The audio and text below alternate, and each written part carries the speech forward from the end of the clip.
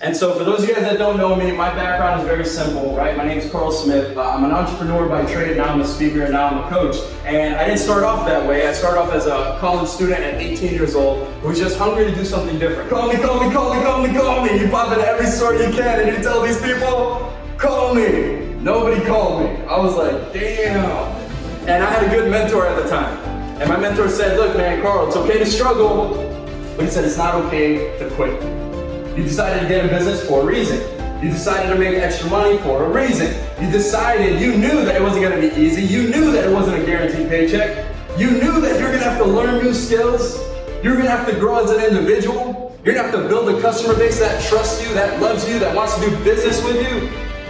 He said, look man, it's okay to struggle. Everyone struggles, but it's not okay to quit if you have something that you're determined enough and willing to literally follow through on.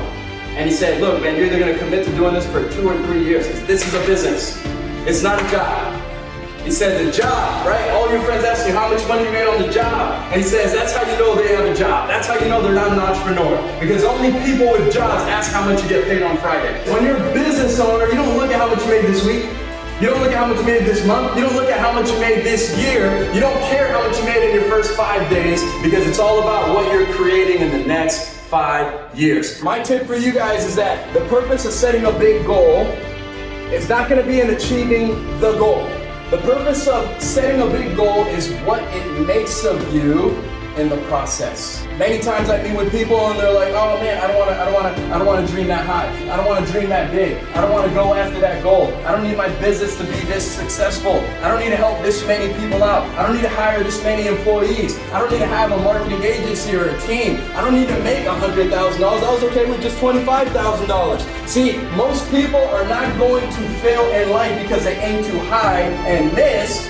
Most people are going to fail in life because they aim too low and hit. Set a goal. Who cares how big your goal is? But as long as you create a plan for what it's going to take of you, who do you have to become? What attributes do you have to develop? What skills do you have to learn? How are you going to measure your success? There were a few simple strategies, there were a few simple habits and disciplines that successful people were doing to excel in their real estate career or in their financial advising career or whatever career they chose to pursue. There were a few disciplines and habits that anyone could learn, and when we taught people that every skill, every attribute that you're gonna need to become 100% successful is all 100% learnable, people's minds opened up as if they were told a lie, as if they were put in a trap. Because now they realize that I have control over the financial future that I create. I have control over the destiny of my career. I'm not gonna remain a victim and stay trapped with where it is that I'm at. I can actually decide to take responsibility and create the life that I feel that I deserve. And that's how we create Next Level Success, ladies and gentlemen.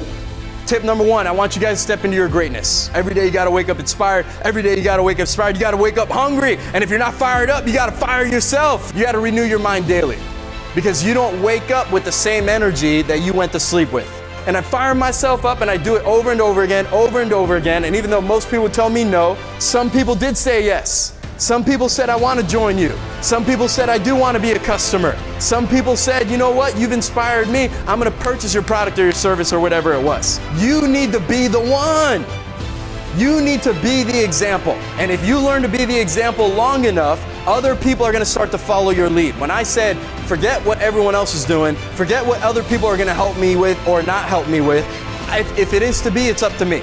And I showed up. What do I got to do daily? What do I got to do weekly? What do I got to do monthly? And before I knew it, there were other people that were willing to run because they were following my example. Look at how you present. You present way better than you did 1 year ago. Look at how many customers you got. You got way more customers than you did 1 year ago. Look at how you're able to lead people. You got way more people in your group than you did 1 year ago. He says you're not seeing it because all the growth's happening beneath the surface. You're growing your roots. You're growing your foundation because every single day you're focused on growth. You're reading the books, you're attending the trainings, the seminars, you have mentors, you have coaches, and even though you keep getting better and you're not seeing the results on the outside, on the inside, the foundation is there. So every single day you put one foot in front of the other, fuck what happened in the past, forget going backwards, start taking leap forwards, and if you can't leap, then you better run. And if you can't run, you better walk. And if you can't walk, you better crawl. You better be doing whatever the hell you gotta do, because as long as you keep pushing, you'll eventually get what you want. That's my time.